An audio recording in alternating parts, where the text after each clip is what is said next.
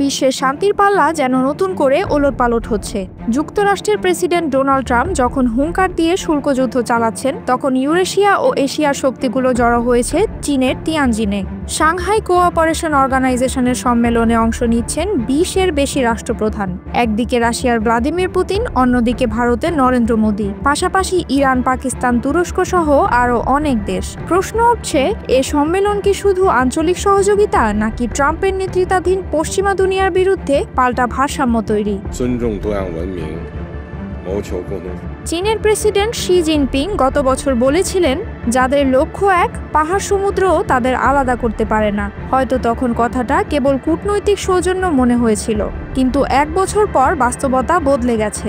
যুক্তরাষ্ট্রের আক্রমণাত্মক বাণিজ্য নীতি এশিয়া ইউরেশিয়ার অনেক দেশকে আরও ঘনিষ্ঠ হতে বাধ্য করেছে। এবার চীনের তিয়ানজিনে হচ্ছে এসসিও সম্মেলন, যেখানে উপস্থিতি সবচেয়ে বড় পরিসরে। তিয়ানজিনে এসেছেন রাশিয়ার প্রেসিডেন্ট ভ্লাদিমির পুতিন, ভারতের প্রধানমন্ত্রী নরেন্দ্র মোদী, ইরানের প্রেসিডেন্ট মাসুদ পেজেশকিয়ান, পাকিস্তানের প্রধানমন্ত্রী শাহবাজ শরীফ, বেলারুশ, কাজাখস্তান, উজবেকিস্তান, কিরগিজস্তান ও তাজিকিস্তানের শীর্ষ নেতারা। এছাড়া তুরস্কের এরদোয়ান, ইন্দোনেশিয়া, মালয়েশিয়া, মালদ্বীপ, নেপালের নেতারাও যোগ দিচ্ছেন। উপস্থিত থাকবেন জাতিসংঘ মহাসচিব আন্তোনিও গুতেরেস এবং আসিয়ান মহাসচিবও। সংখ্যার বিচারে এটা গত 1 দশকের অন্যতম বড় বহুপাক্ষিক শীর্ষ সম্মেলন। এবছর সম্মেলন হচ্ছে এক উত্তেজনাপূর্ণ সময়ে। ইউক্রেন যুদ্ধ চলছে, গাজায় ইসরায়েলের হামলা থামেনি, দক্ষিণ এশিয়া ও প্রশান্ত মহাসাগরীয় অঞ্চলের নিরাপত্তা সংকট তীব্র। এর ওপর ট্রাম্প ভারতীয় পণ্যে 50% শুল্ক বসিয়ে বৈশ্বিক অর্থনীতিতে ভূমিকম্প ঘটিয়েছেন। বিশ্লেষকরা বলছেন, এই অস্থির বিশ্বে এসসিও সম্মেলন হচ্ছে বিকল্প শক্তি প্রদর্শনের প্ল্যাটফর্ম, যেখানে চীন ও রাশিয়া দেখাতে চাইবে তারা এককভাবে নয়, বরং বহু মেরুকরণ বিশ্বে স্থিতিশীল শক্তি। তবে সব দেশ একই দৃষ্টিভঙ্গি নেয় না। ইউক্রেন যুদ্ধকে ঘিরে রাশিয়া চাইছে সবাইকে নিজের পাশে পেতে, কিন্তু ভারত সেখানে নিরপেক্ষ অবস্থান নিয়েছে, আবার ইউক্রেনের সঙ্গেও সম্পর্ক বজায় রাখছে। একইভাবে ইসরায়েল গাজা ইস্যুতেও বিভাজন দেখা গেছে।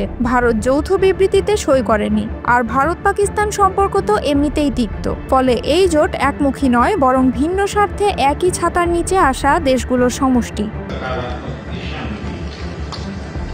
ট্রাম্প একসময় ব্রিক্সকে যুক্তরাষ্ট্র বিরোধী জোট বলেছিলেন। এবার তার নজর এসসিওর দিকে, কারণ ভারত এখানে চীন ও রাশিয়ার সঙ্গে ঘনিষ্ঠ হচ্ছে, আর এটাই ওয়াশিংটনের জন্য সবচেয়ে বড় মাথা ব্যথা। বিশেষ করে মোদি ও শি জিনপিং এর বৈঠক যুক্তরাষ্ট্রের কূটনৈতিক ক্যালকুলেশন পাল্টে দিতে পারে। বিশ্লেষক আলেহান্দ্রো রেইজেস মনে করেন, ওয়াশিংটন শুধু ভারতের দিকেই তাকিয়ে থাকবে না, বরং পাকিস্তান, ইরান, রাশিয়া, এমনকি তুরস্ক ও আসিয়ান দেশগুলোর ভূমিকাও খেয়াল করবে। তাহলে প্রশ্ন হচ্ছে, চীনের নেতৃত্ব এসসিও কি সত্যিই পশ্চিমা প্রভাবের পাল্টা শক্তি হয়ে উঠছে, নাকি এটি শুধুই একটি আঞ্চলিক মঞ্চ, যেখানে মতবিরোধের ভেতর দিয়েই সম্পর্কগুলো নতুনভাবে গড়ে উঠছে?